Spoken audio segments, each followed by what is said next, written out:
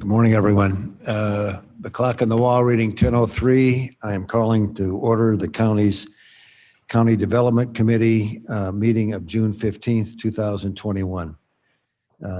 Would the clerk please call the roll?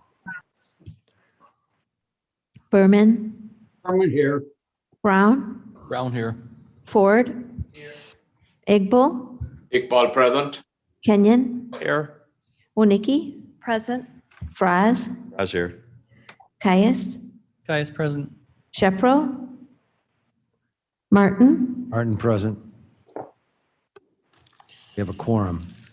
First order of business today is the approval of minutes of May 18th, 2021. May I have a motion, please? Berman moves. Mr. Ford moves, Ms. Nicky Winicky seconds. seconds.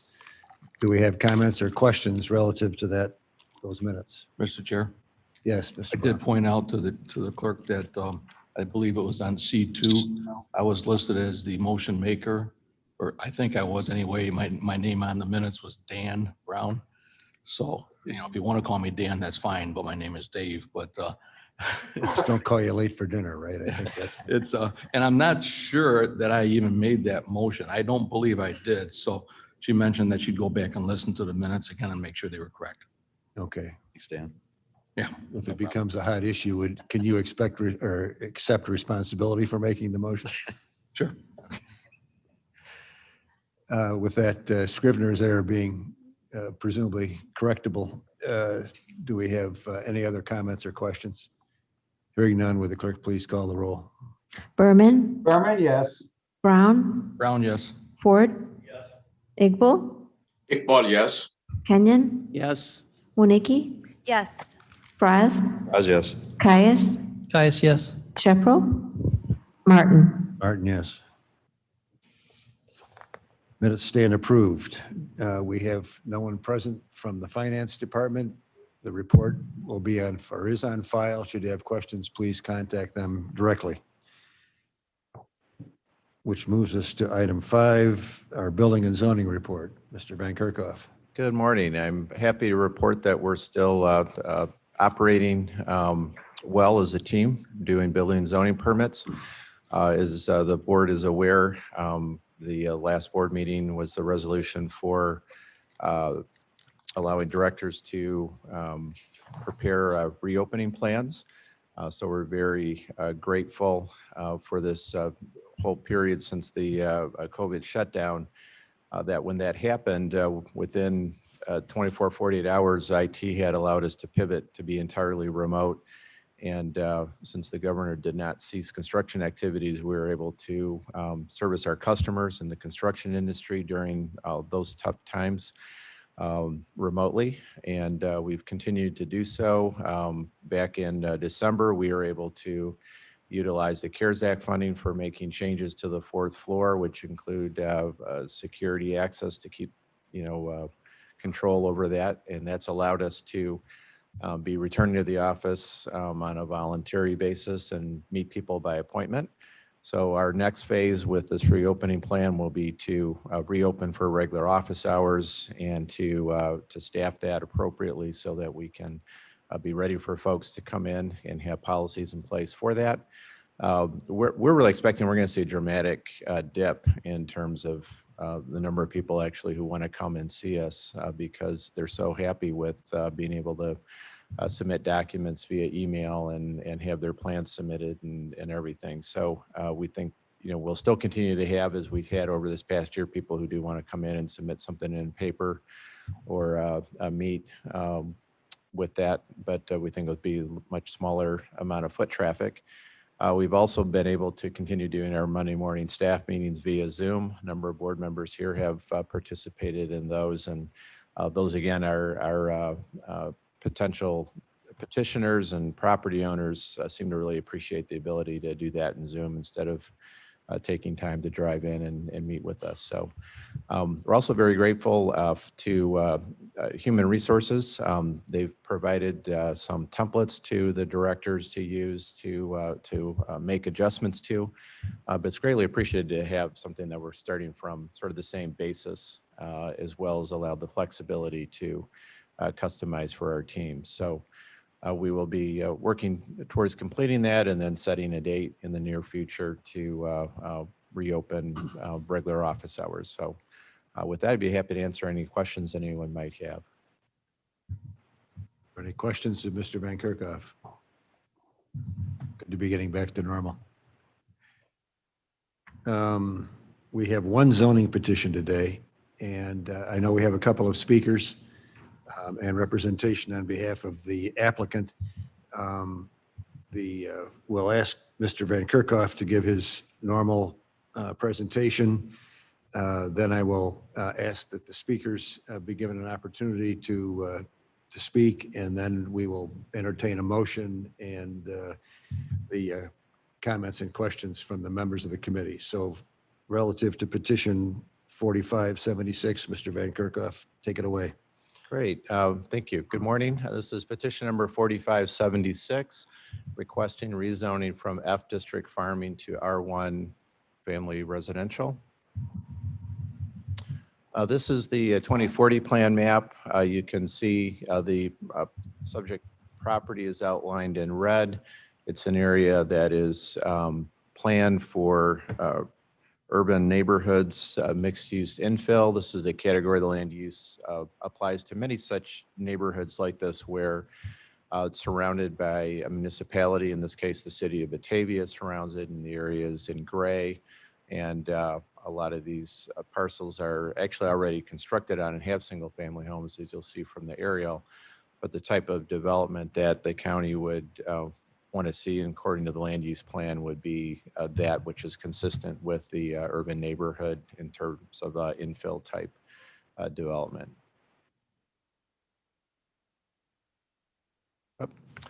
Here, I'm going to get back up one.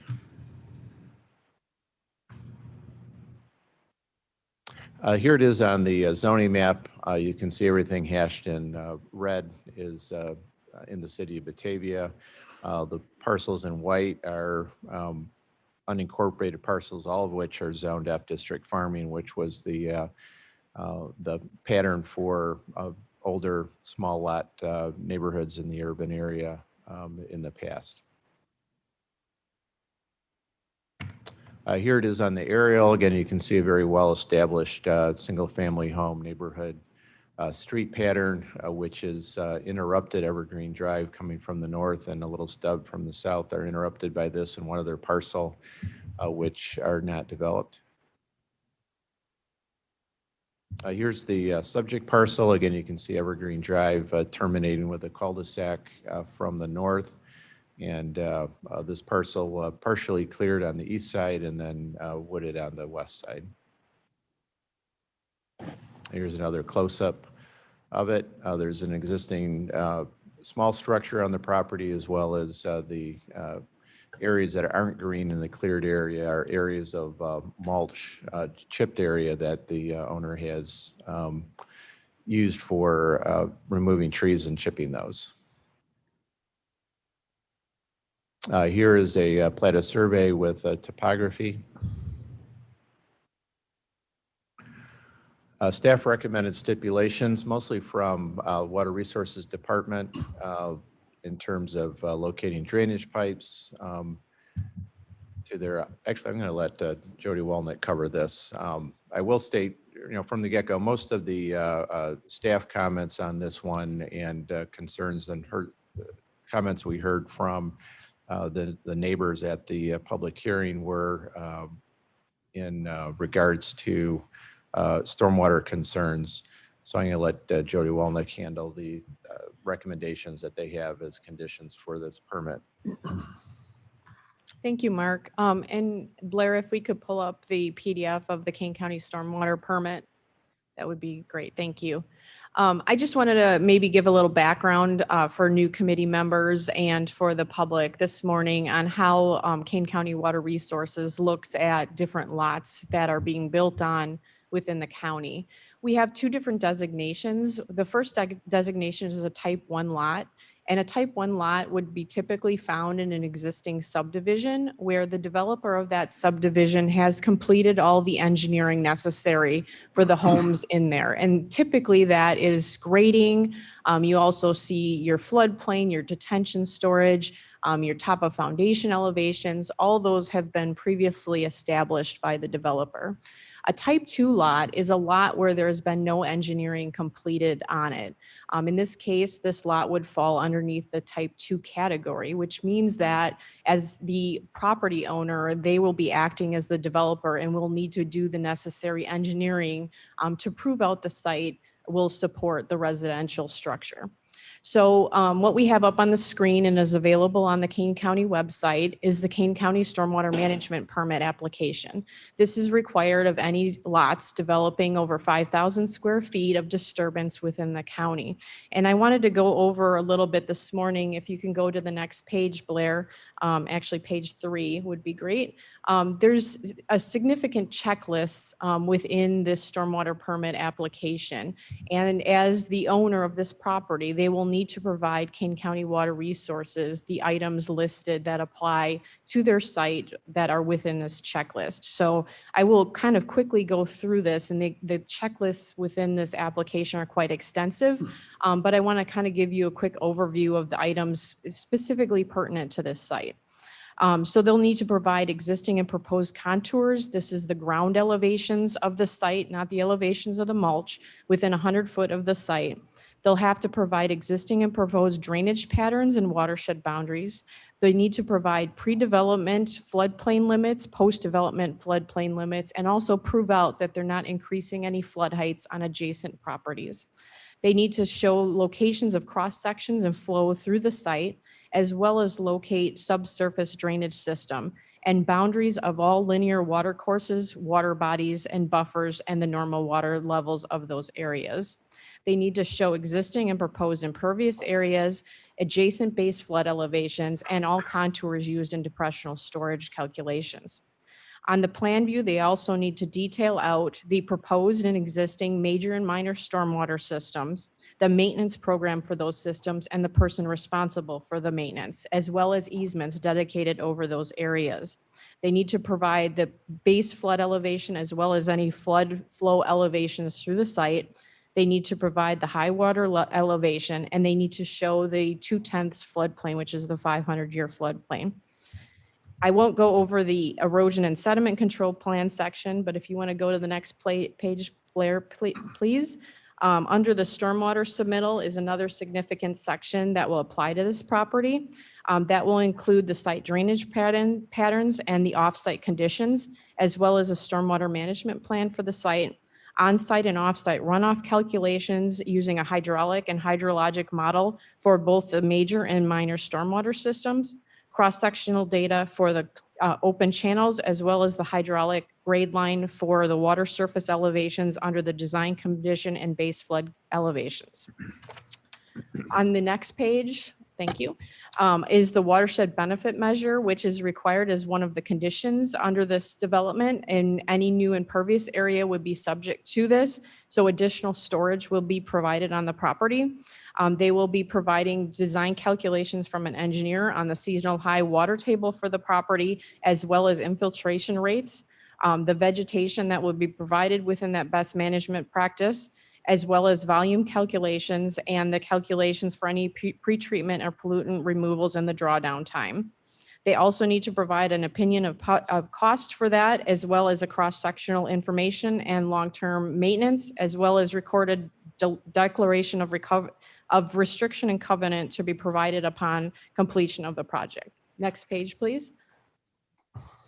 Under the floodplain submittal, they need to show the 500-year floodplain, as well as analyze the hydrologic and hydraulic for the floodplain conditions for both existing and proposed. They need to show a tabular summary of any storage that is lost within the site and how that will be compensated for as required under the stormwater ordinance, and a narrative discussion of any kind of flood proofing activities, as well as the flood protection elevations for the home. And I think that we already have a wetland submittal from the owner. That section has been completed. And I think that completes my checklist of the main items that would be required for this development in addition to the conditions that were added to it. There's quite significant engineering that it will be involved prior to any issuance of any permits from our office. Yeah, thank you, Jody. And to sort of piggyback on that, if this zoning were to be approved and they were to apply for the permit to build the single-family home that this zoning action would entitle, that permit would not be issued until all those water resource submittals and reviews had been satisfied. So thank you, Jody. That's some more detailed information. So on the conditions that were adopted and recommended by the Zoning Board of Appeals, owner shall locate drainage pipes in the property, map the outfall as part of the building permit process, including storm drainage pipe at the end of Evergreen. Pipes in disrepair shall be replaced. City of Batavia to determine any required easements over storm sewer from Evergreen, as well as long-term maintenance responsibility. Owner shall ensure positive drainage across the site from both the east and south property lines. Based on current information, tonight, site does not have adequate outfall. The owner shall determine overflow elevation of depressional storage area and provide one of storage for all new impervious areas to be added as B&P. Detention offsite adequate outfall will likely be required if additional homes are proposed and trigger detention. Due to soil and groundwater issues, staff concurs with Batavia's recommended condition in a letter submitted to the zoning board that it should be connected to the city sewer. King County Health Department, they noted that it would need to meet the well and septic codes, but we have concurred as a staff and the zoning board recommendation that it be connected to the city of Batavia sewer. Staff recommended findings of fact. This is a 2-acre infill piece that would allow one single family home on the property. If there were a desire to further intensify or develop this property, our recommendation would be that it go into the city of Batavia for that. And my understanding is the petitioner and their attorney have been working with the city of Batavia on a pre-annexation agreement relative to the sewer connection. But just to make it clear that the request to the county board and the action requested is rezoning that would allow only one single family home with the conditions recommended. Zoning Board of Appeals, they recommended approval with the following stipulations. This is basically a repeat of the other conditions. And it's before you this morning. So Jody and I are happy to answer any questions. You do have some neighbors, I believe, signed up to speak on the phone, as well as the attorney and the petitioner present if they want to elaborate on staff presentation. Thank you. Okay, thank you. Let's reserve questions of the committee until we've have a motion. This one, Nikki? Thank you, Mr. Chairman. We made the recommendation to, and Batavia did as well, to hook up to the city sewer system. Why have we not recommended that they hook up to the water system as well? Can we defer questions until we have the motion? I move for approval. Well, wait. Okay, The order that I announced was I want to have the speakers, and then I will entertain a motion to approve, and then we will have the committee okay. ask I'll the wait. questions. Sure. I see no one physically present in the room except the applicant and his attorney. Do you want to make a statement, Mr. Griffin? Sure, thank you, Chairman. Okay, we need your name and address. You will have 3 minutes, and please proceed. Good morning, Patrick Griffin, 21 North 4th Street, Geneva, Illinois, on behalf of the applicant. As usual, Mr. Van Kerkhoff and Ms. Wolnick have done a great job summarizing the project at its base. It's simply a rezoning from F to R1. We're seeking the rezoning to have the ability for one single family home. It's a little over 2-acre parcel. Most of the surrounding lots are in the 12 to 13 square foot range. We understand our obligations to address any stormwater concerns. We are in agreement with all of the proposed stipulations that the staff has recommended. And we also think that this is consistent not only with the county zoning ordinance, as we've indicated in our proposed findings of fact, but also helps to begin to eliminate some of these pocket areas that are wholly surrounded by the city of Batavia. So Mr. Lamel and I are certainly available for any questions, but that's it. Okay, thank you. I show as the next speaker in line, Ken Fox. Mr. Fox, are you still online? Mr. Fox?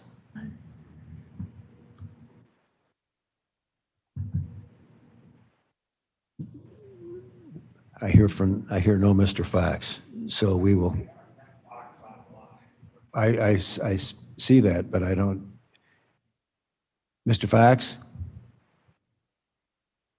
Let's pass Mr. Fox right now. Can you hear me now? I can hear somebody. Who is it that's speaking? This is Karen Fox. Oh, we can hear you. If you'd please Okay. Offer your name and address. Yes, my name is Karen Fox, and my husband Ken and I live 333 Evergreen Drive, Batavia. We've lived on Evergreen with our family for 28 years. Our house is on the west side of the street, just adjacent to the applicant's property. As I said last week in the zoning meeting and have told Stefan, we don't have a problem with him building on the property, but we do have a couple concerns. The first concern is the stormwater management. Having lived on Evergreen for so long, we know that even an average rain sends lots of rain to the petitioner's property at the end of the street. We've seen changes in the water movement in recent years, and there's been water standing in places it never did before. So we want to avoid more of this in the future. Our second concern is that sand from local foundries was trucked in and dumped for fill by the previous property owner. Our fear is that, like the Furnace Siemens property in Batavia, it will need to be removed and disposed of safely. The adjacent properties all have their own wells, and we don't want to risk contamination. We'd like to see EPA testing of the soil before it's even disturbed. We hope that the county will make sure the proper steps are taken to protect our property. We don't want stormwater and contamination issues as this project moves forward. Thank you for your time. Thank you very much. Going down the list, I see Stephanie Martins. Are you online, Ms. Martins? Yes, I am. Can you hear me? I can. Please offer your name and address and proceed. My name is Stephanie Martins, and I live at 332 Evergreen Drive. And I do have, can I share my screen? Yes. Do I just do share screen? Someone with those credentials is going to have to help you.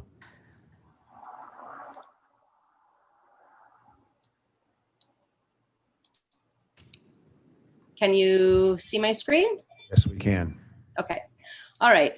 So I don't want to repeat what Karen just said.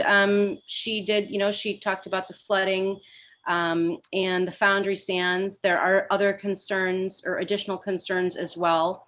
I'm not going to go through all that. What I'd like to do is share some photographs of what has happened addressing those flooding concerns. And I know Jody mentioned something about the elevation in disregard to the increase in elevation that has occurred due to the wood chip dumping.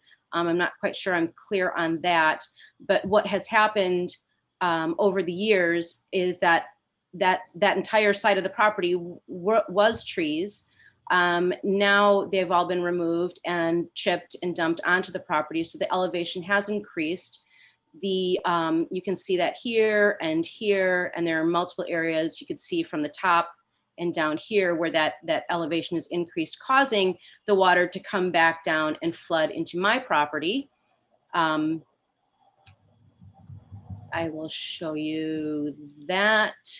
In May of 2020, the rainfall numbers were half of what they were to the previous flood, and the water was at least double.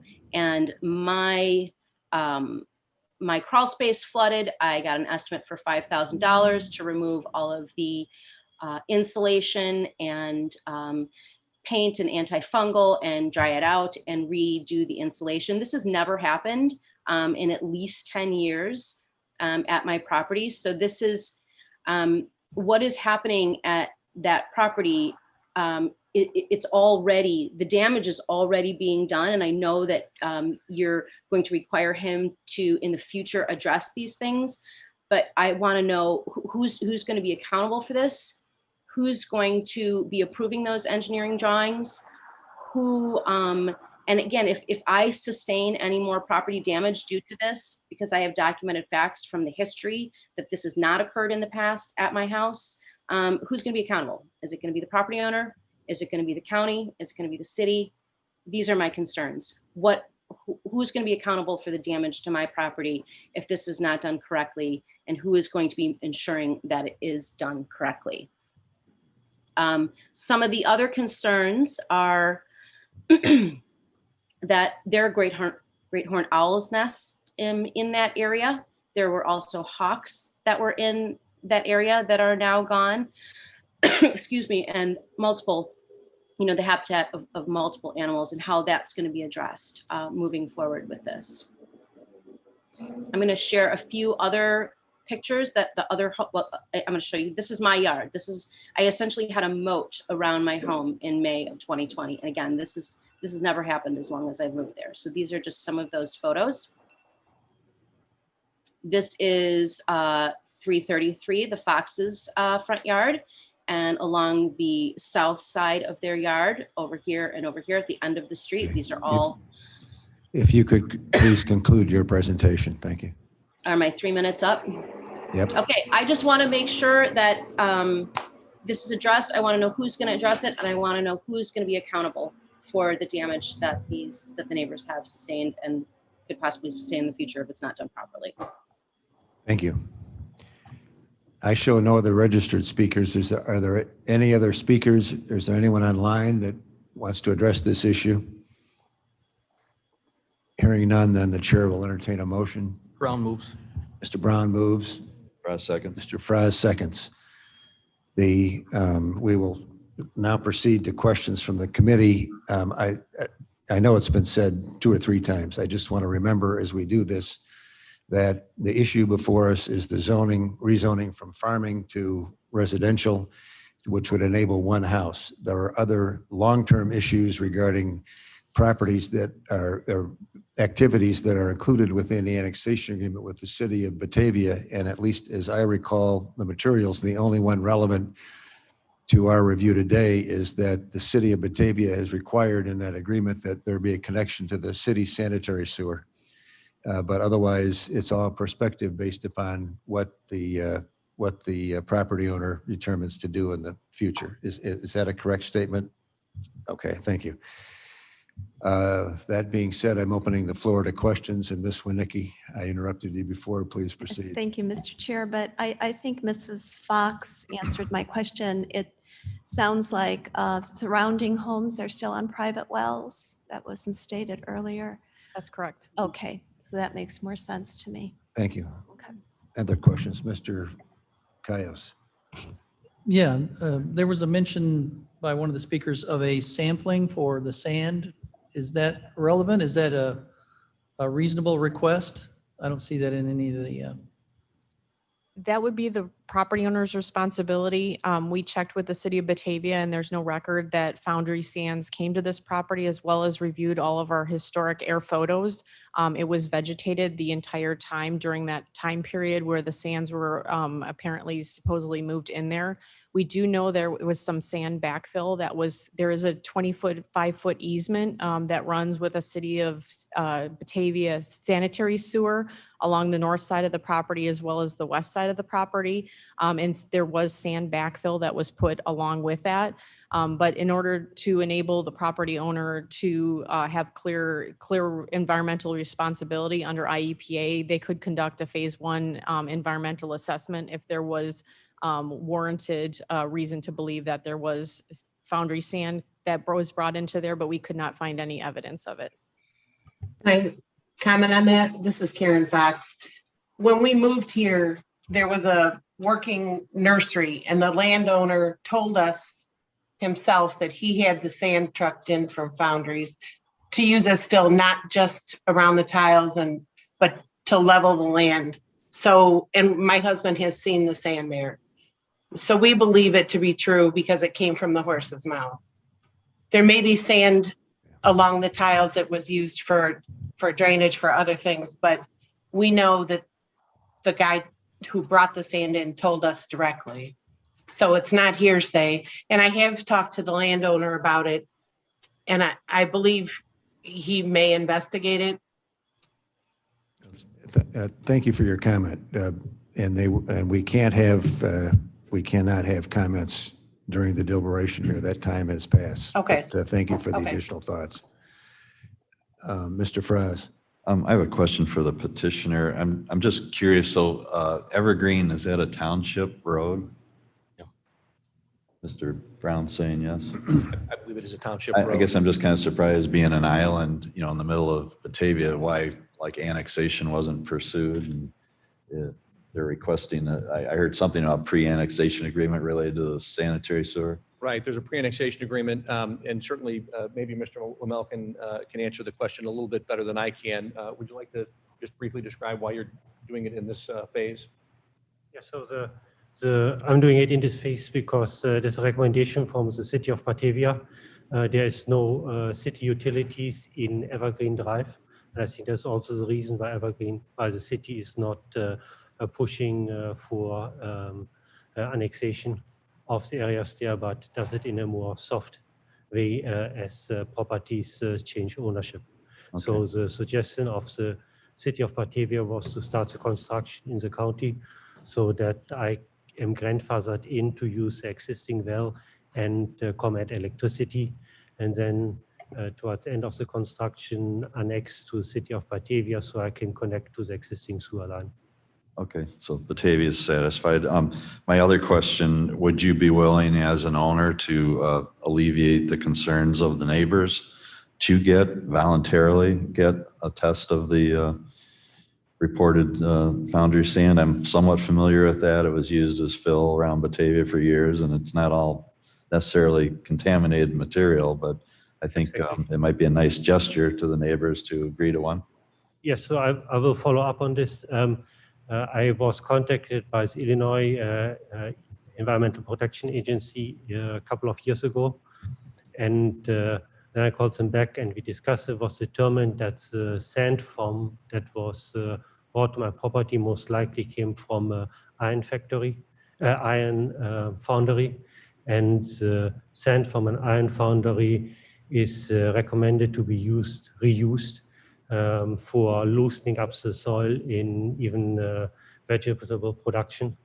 And when I asked the Illinois EPA if they want a sample or so, they said, no, that's not required. If you have any concerns, feel free, or if you are concerned, then you should test it.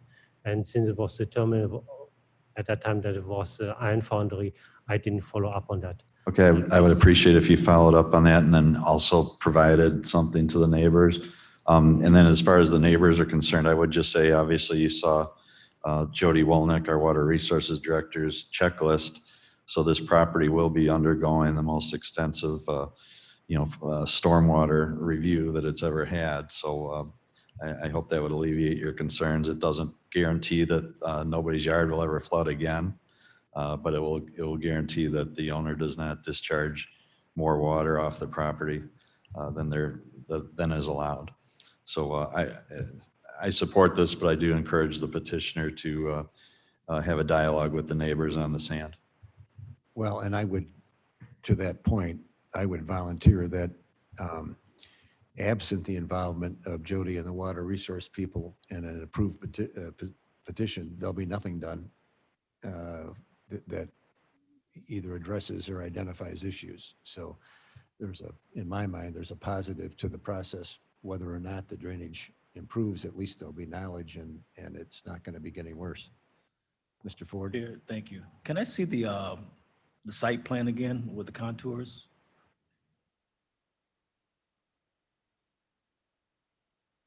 I don't remember seeing contours. What? I think it just had some lines on it.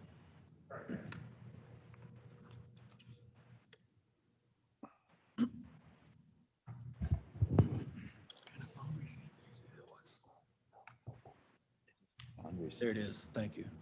Probably that place down by Chuck's garage. I guess my thought is,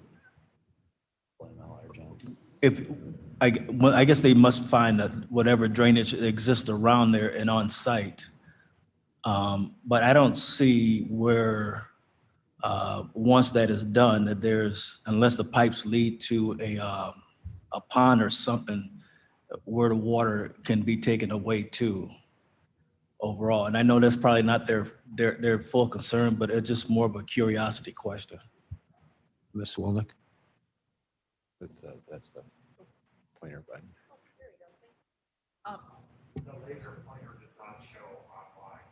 Okay, so the flow through the site is basically from the northeast to the southwest.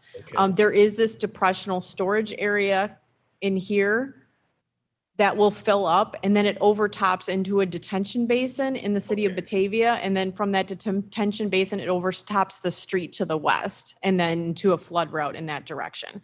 So there is a storage issue here as well as a conveyance issue for the stormwater. So any kind of fill that's placed in this area will need to be compensated for. And then there needs to be assurance that there's flow capacity through this corridor to ensure that the flow does not proceed to the north, nor does it proceed to the south, and it contains itself within that flow pattern. All right, thank you. That does answer my question. Other questions? Mr. Brown? Thank you, Mr. Martin. Could I ask the petitioner again, you had mentioned that you were told that the foundry sand from a certain foundry wasn't contaminated. What foundry was that? I couldn't understand you. No, the Illinois EPA told me that in general, foundries, sand from iron foundries are not contaminated. Okay. Ms. Karen Fox gave me yesterday evening a newspaper article about Siemens foundry in Batavia, where contaminated foundry sand was found. So I was now taking as the next step, seeing if there's any connection between the sand on my lot and the Siemens foundry in Batavia. Okay, I think to Mr. Fraz's comments, I think it'd be a great gesture and maybe even a requirement if we could, I don't know, for that study to be done on the soils, because as the petitioner mentioned here, a Siemens foundry, the pollution, the issue with the Siemens property was not the sand that was produced at the Siemens property. It was the sand that was imported into it from the foundry, the old CNF Forge, or no, the Shumway foundry down by the river. And if that's where this sand came from, there could indeed be an issue. We don't know. As Jody said, there's no evidence of that. But certainly, I think that that would be something that you as the petitioner would want to know before you get started, because you don't want to have an issue when you've gotten started, I'm sure. So if that's something that you could look at, I'd appreciate it. Also, Jody, I think, you know, what you've explained was a very good presentation, and certainly the county's on top of what needs to be done. But I do have a couple questions that I think may help alleviate some concerns for the neighbors, and that is, during construction, what process what process is in place or will be in place to be assured that when they're constructing the home, when they're disturbing the soils, that they're not going to be putting dirt someplace that they shouldn't put it, that would obstruct the flow if we should get a rain during that time? That would be question one. And question two is, when everything's all said and done, what is the process to verify that everything was done correctly? Certainly. The stormwater management measures in a situation like this would need to be installed prior to any kind of impervious area being built. So that will be a requirement of the stormwater permit to make sure that we have the adequate volume and that material is not being stored within that flood route or within the flood boundary. In regards to ensuring that this is built the way it should be built, our stormwater ordinance requires as-built surveys of both the storage volume that is produced with volume calculations provided, as well as built plans of the site itself, including the house and the improvements, as well as the final contours to verify that we have that flood route that was originally designed by the engineer meets the design requirements as a final grading survey. And all that would have to be done before the petitioner could get occupancy? We can make that a requirement. Sometimes we do have situations where in the winter, dirt is unable to be final graded and seeded, that we do allow a letter of intent to be issued. But the letter of intent memo of understanding places a requirement that the drainage is there and present. So while they might not be able to seed it finally, they would have to have all the major grading completed in order to receive a letter of intent. I think something to that extent, Mr. Chair, would be important because we've all driven, or you and I know, both driven down there and looked at this property. I'm very familiar with it, and everything drains right to that area. And if something was done that would obstruct the drainage during the winter months, there could be a real issue for the adjacent property owners. Thank you. And do we have any other comments or questions? Mr. Chairman, I have a comment. Mr. Kenyon. It seems to me the residents will benefit from this because something's going to be done. If the petitioner walked away and left it, the flooding would still happen. So I see it could be a win-win if they follow all the recommendations of our stormwater I people. see that point. Did I hear another question? yes, Mr. Chairman. Mr. Iqbal? Yes. I have a question for the engineering, Ms. Jody. The question is, why were the basements allowed in this area? There is no drainage, so why were these basements there to begin with? We have that issue all across the county, and it was at a time when this development occurred that there wasn't the engineering practices. Actually, the county didn't actually have an engineering department that was reviewing the groundwater conditions and the flood boundaries for areas such as this. And with our current ordinance, it requires that any new building within Kane County unincorporated areas be placed above the lowest floor, be above the flood protection elevation. And if there is no flood boundary nearby, that it has to be 6 inches above the seasonal high groundwater table.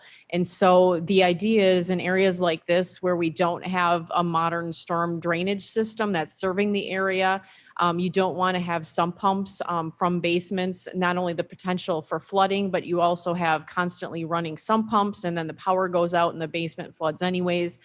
There's nowhere for that water to go here. And so there's the potential for this site that basement might not be allowed just because of the restrictions of the groundwater and the adjacent flood elevations. I'm Thank sorry you. to interrupt again. This is Karen Fox. Most No, houses on the street don't have basements. We have crawl spaces. I think Mr. Brown. I just want to do a follow-up on Mr. Kenyon's comments. I agree, this could be a good thing for the neighborhood if done correctly. So I think that's what we're all just trying to strive for and do here. So. Thank you. Do we have any other comments or questions? Can I comment as the homeowner? Or No. No, I can't. Thank you. I have one comment and a request. There've been mention made of the safety of the sand that was added and confirmation that there's been efforts exerted to learn that it was safe. Is there a way, Jody, that we can that we could modify the conditions so that we make a reasonable request of the petitioner to provide documentation sufficient that we and the neighbors can be assured that the sand came, if there in fact was sand there, that it came from a safe source and not a source of pollution? The appropriate comment would be requiring a phase one environmental assessment of the site. And if there were findings from that phase one environmental assessment, the owner would then need to do a phase two environmental assessment. So the phase two environmental assessment is typically contingent on the findings of the phase one environmental assessment. Okay, then we have before us a motion. I think comments have concluded. What I would request is that someone move to amend the conditions to include an obligation of a phase one environmental audit to be performed by the seller. And that should the same indicate the potential for an issue, that a phase two be ordered to confirm either the presence or Brown absence moves. of contamination. Brown Mr. Brown seconds. moves that, Mr. Fries seconds. So I think procedurally, we now have an, oh no, we have to vote on the amendment. Oh, Mr. Ford? You what? Oh, okay. I'm slow in the uptake sometimes, but I tend to get there. All right, so we need to vote on this amendment. Would the clerk please call the roll? Berman, Berman, yes. Brown, Yes. Ford. Yes. Iqbal, Iqbal, yes. Kenyon, Yes. Winnicke, Yes. Fries, Yes. Caius, Caius, yes. Martin. Martin, yes. Motion carries. So we have an amended motion before us, not amended emotions. Would the clerk please call the roll? Berman, Berman, yes. Brown, Yes. Ford. Iqbal, Iqbal, yes. Kenyon, Yes. Winnicke, Yes. Fries, Yes. Caius, Caius, yes. Martin. Martin, yes. Motion carries. The petition as amended or the recommendations as amended stand approved. A question, Mr. Chair. Fries. Maybe it's just me. Did you need a second and a motion and a second on the original? No. It just covers we had the, We had a motion and a second, did we not? To approve the original. oh, And okay, then so, we had a motion and a second and a vote. thank you. on that. Just want to be sure. Sorry. Thanks for your time today. You're welcome. Planning and special projects. As noted in other meetings, our planning staff reports to and supports the work of a number of different committees, and a summary of their work is included in your packet, and I'm happy to answer any questions that you might have. Seeing no heads bobbing. Thank you. Any subdivision today? No. Any separate environmental resources report today? Nope. No. Water resources. Okay, Item A. we haven't had a few items for a number of months here, so we decided to pack them all into this meeting. If you could go to the, perfect, thank you. And I can advance this, right, with this? Either that or I can just tell you next slide.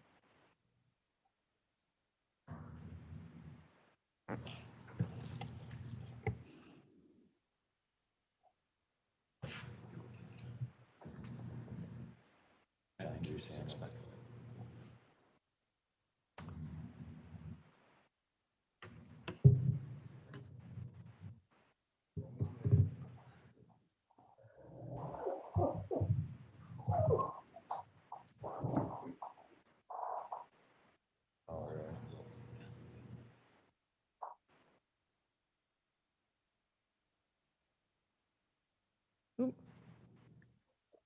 Oh, okay. Can imagine. Oh, geez. There we go. Okay, that'll work. Thank you, Blair. We have one cost share approval for you today. It's the Boyer Road Drainage Improvements. It's located in an unincorporated Dundee Township.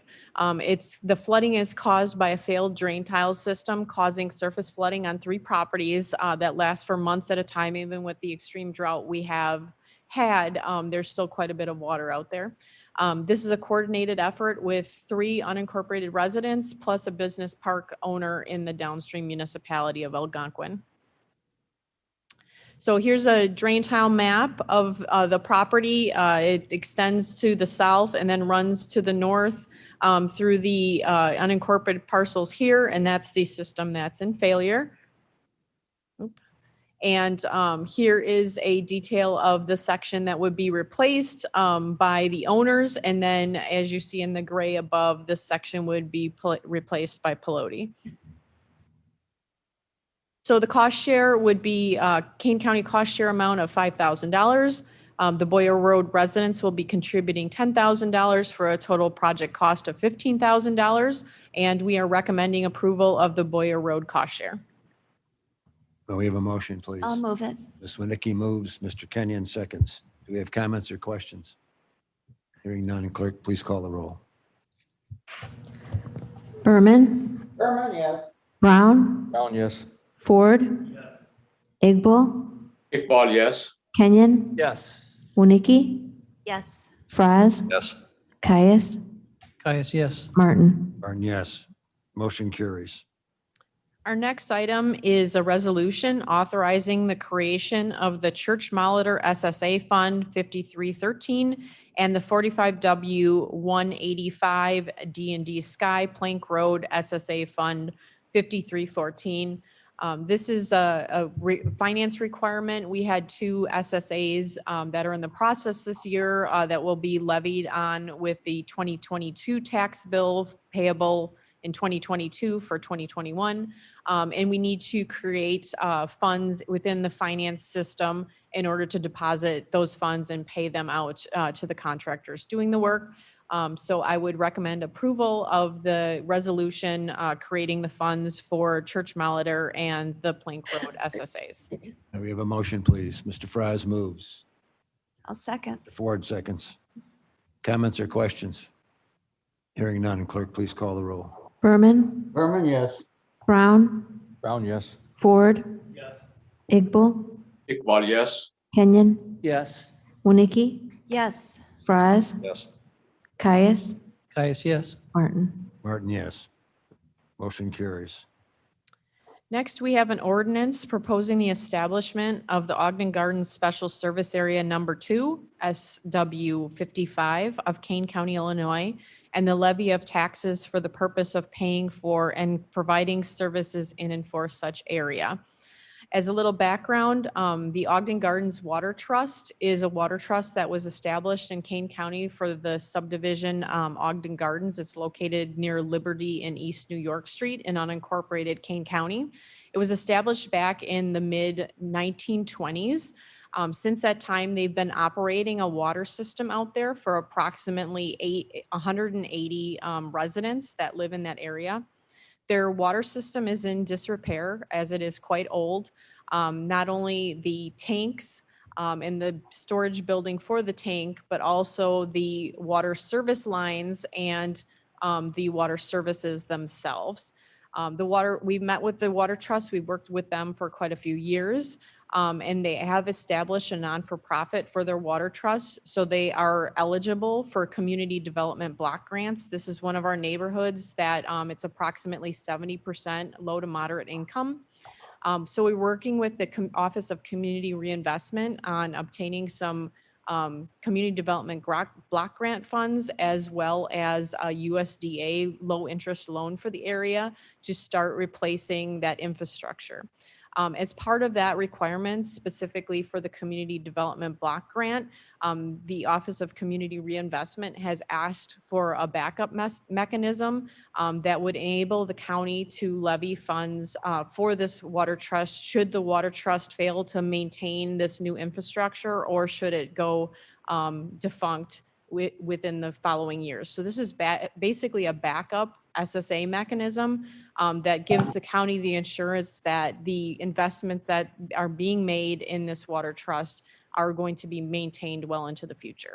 Are there any questions? I have a comment. Jody spews this off in 2 minutes, but this is months of creative and diligent effort on the part of her and Mr. Berger in assuring or helping to assure that we have continued clean water for the residents of this county.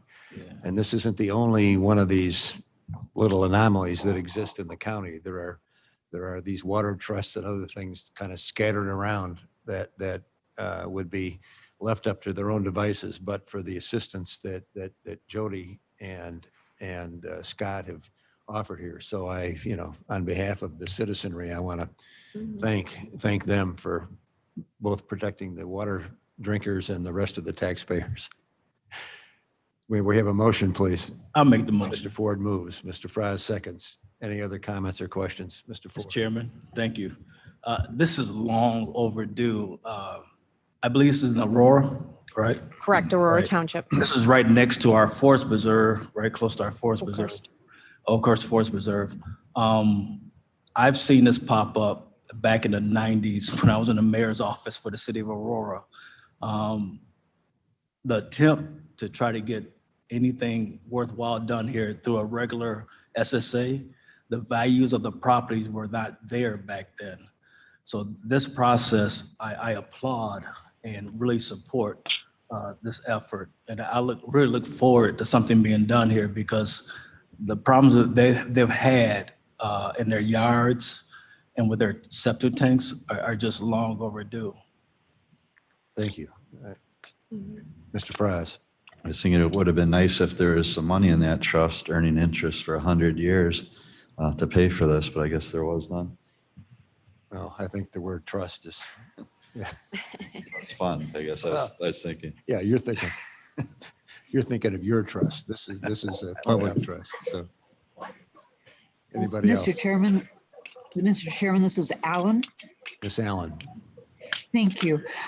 Jody, can I ask, is this a multi-year project to replace this infrastructure, or do you have a timeline? I do. Thank you for the question. And the immediate need is the water storage tank and the building that goes along with that. And so they are currently sending in the IEPA permitting. They have drawn the plans and worked with an architect and an engineer to develop those. So those are ready to go. And the plan would be to do the construction on the building and the water storage tank this fall. And then over the winter, we have plans going back from 1996, and that was before the storm drainage was put in this neighborhood. And so we need to update those plans for the water main and the water services. And our plan would be to do that over the winter and then bid out the water mains as well as the water services for 2022 into 2023. It's likely that'll probably be a two-phase project. Thank you. Do you think it will also need CDBG funds for a couple of cycles? Yes, and speaking with Director Berger, that would be the plan, would be to marry those CDBG funds for several cycles along with hopefully some USDA funding for the neighborhood. Thanks very much. Thank you.